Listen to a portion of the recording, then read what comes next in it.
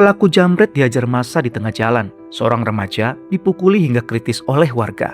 Atta tersentak. Mengapa manusia begitu mudah membalas dengan kekerasan, tetapi begitu sulit untuk mengampuni? Tak lama ia melihat berita lain yang sangat berbeda. Seorang ibu memaafkan pelaku yang membuat anaknya dirawat di rumah sakit.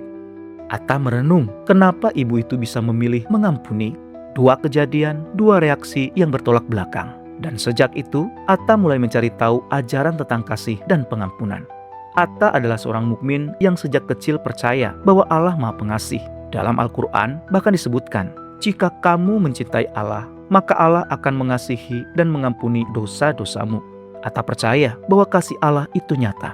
Namun dalam berbagai ceramah, Atta juga sering mendengar bahwa umat harus kuat menghadapi musuh. Bahkan ada hadis yang mengatakan, aku diperintahkan memerangi manusia sampai mereka bersaksi bahwa tidak ada ilah selain Allah.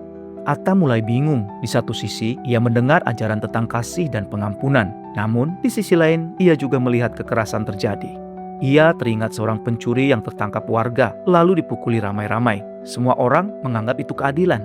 Atta tidak menyalahkan agamanya, karena ia tahu banyak konflik terjadi akibat manusia salah memahami ajaran agama. Namun satu hal mulai mengusiknya. Jika kekerasan bukan jawaban, lalu dari mana manusia bisa belajar mengasihi? Ia teringat ajaran yang pernah ia dengar, bahwa manusia harus mengasihi Allah terlebih dahulu agar dikasihi Allah. Namun bagaimana mungkin manusia yang penuh dosa dan lemah bisa melakukannya dengan sempurna? Sampai suatu hari, Atta berbincang dengan seorang teman yang suka mempelajari kitab-kitab agama. Temannya berkata, kalau kamu ingin memahami konsep kasih lebih dalam, cobalah membaca Injil. Awalnya Atta ragu, namun rasa penasarannya lebih besar dari keraguannya.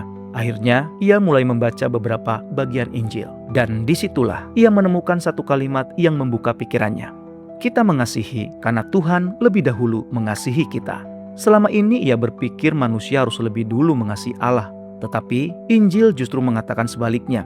Allah lebih dahulu mengasihi manusia, barulah manusia mampu mengasihi.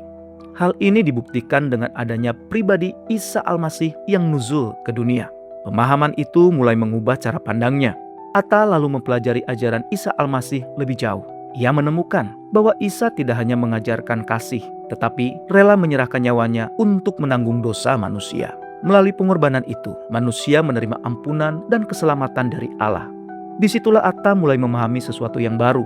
Kasih Allah ternyata tidak dimulai dari usaha manusia, melainkan dari Allah sendiri.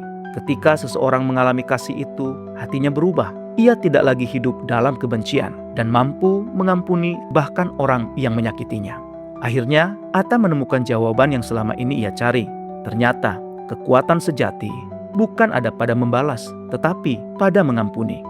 Menggunakan kekerasan mungkin membuat kita terlihat kuat, tetapi hanya kasih yang mampu mengubah hati manusia. Memaafkan bukan tanda kelemahan, justru dibutuhkan hati yang kuat untuk mengampuni.